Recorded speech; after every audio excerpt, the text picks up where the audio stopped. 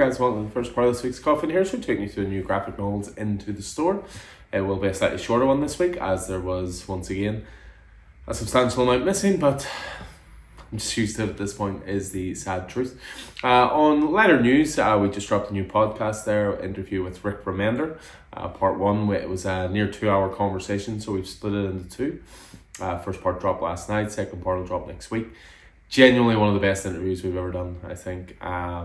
Thoroughly enjoyed it. Obviously a hero of mine, as you all well know, so I was glad to see he lived up to expectations. In store, one or two slight little changes. We've got a new DC Compact comic stand, which will obviously highlight the latest releases in that format. They'll obviously be in the DC back catalogue as well, but just it's a bit more user-friendly now, up close to the till. And outside of that, a couple of new things in. We've got a Kickstarter just arrived that I backed, which was Daniel Warren Johnson's Extremity Artist Editions. I backed it to a retailer tier, so we will be getting some extremely limited copies in of that. I'm hoping to maybe do a separate video on that because I think it deserves it. So that'll be something certainly keep an eye for as well. But as I say, not an awful lot in this week because we are missing quite a bit. But I'll take you through what did come in. So just in time for the DC Compact stand is new printings for Far Sector. So this, of course, is the Green Lantern book. This is the first 12 issues, or all 12 issues, I should say. Again, amazing value, just coming in at £9. Next up, we have Moonman. This is really, really good. It's a musician who came up with a story, Scott Kid Cudi Miss Cudi. Just showing how old I am. I have no idea who that is. But they do write this alongside Kyle Higgins, who of course is the architect of Radiant Black and the Massiverse and all that kind of stuff. And Marco Lucati is the artist on this. Really, really good stuff about a large tech company who sends astronauts into space and they think they've lost them, but they come back and no one knows what really happened out there. All the astronauts keep stum about it, but then they sort of start developing strange powers. Very, very good stuff.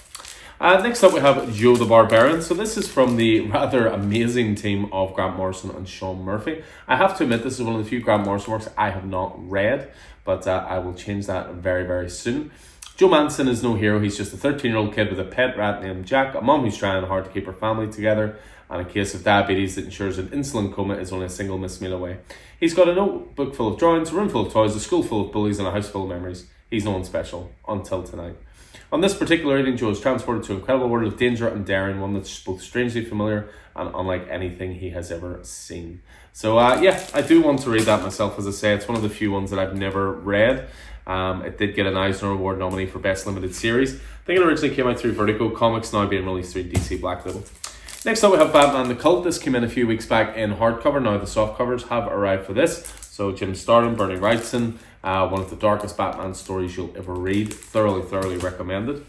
Next up, we have Grimm Volume 4, so continuing on the story of the daughter of the Grim Reaper. This, of course, from the team of Stephanie Phillips and Flaviano.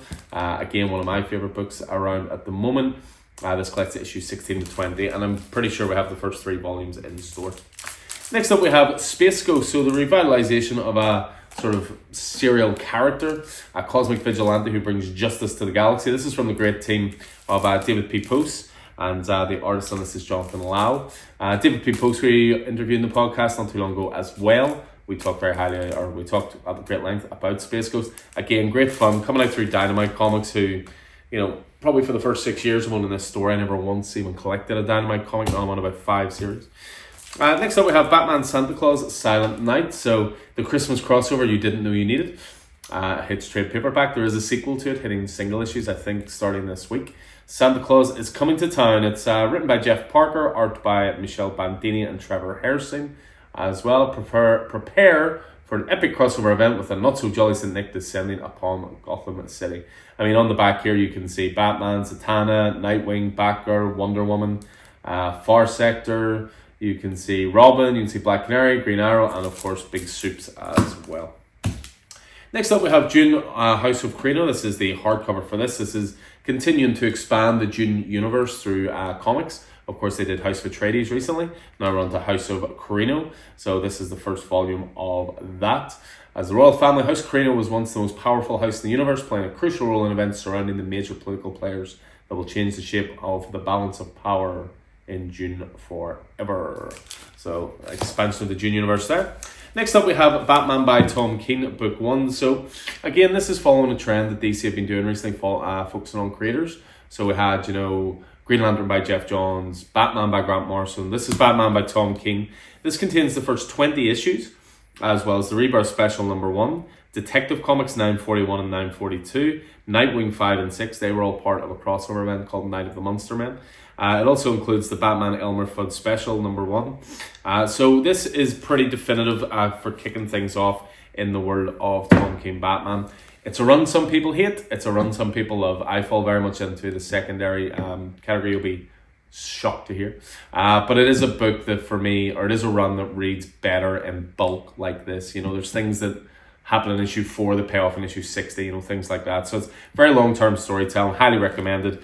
And he works with some of the best artists around. So in this volume alone, David Finch, Michael Yannon as a couple of examples there.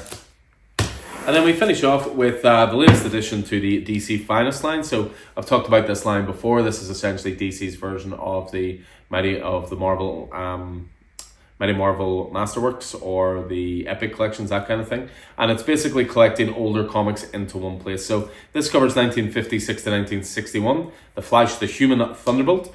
A New Age in Comics called for a new Flash, and in 1956's Showcase 4, police scientist Barry Allen inherited that mantle when a lab accident granted him super speed abilities. Drawing inspiration from his childhood comic book hero, Barry donned the Scarlet costume and became the Silver Age version of the Flash. So basically includes every issue related to that, and there is that recreation of that Showcase 14 cover. So that's it. So as I say, short and sweet this week in terms of what has arrived in, which probably means it'll be a massive week next week in terms of what to take you through. But they'll all be going out on the racks this Wednesday, this new comic book day. Obviously check back later, you can check out our single issues video when we put that up for this week's new releases as well. As ever, I hope you guys enjoyed this, hope it proved useful. I look forward to seeing you in store throughout the week. So until then, take it easy.